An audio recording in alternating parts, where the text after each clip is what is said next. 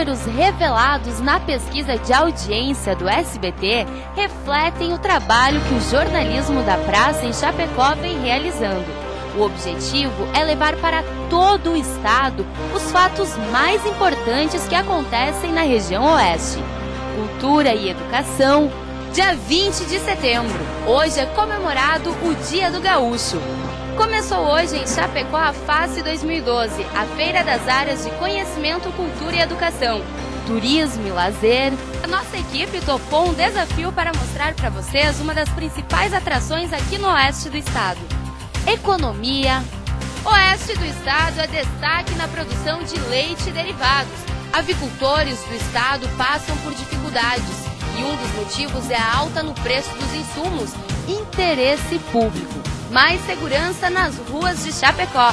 Cerca de 140 câmeras de monitoramento estão sendo instaladas. Funcionários do transporte coletivo de Chapecó entram parcialmente em greve. E matérias com destaque a nível nacional. As imagens filmadas pelo celular de funcionário de uma granja mostram o momento em que mais de 100 mil aves foram enterradas vivas. Mais de 70 municípios do estado já decretaram situação de emergência por causa da crise na suinocultura.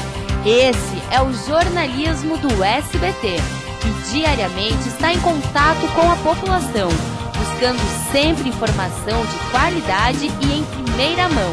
Por isso que somos a emissora que mais cresce em Santa Catarina e a TV mais feliz do Brasil.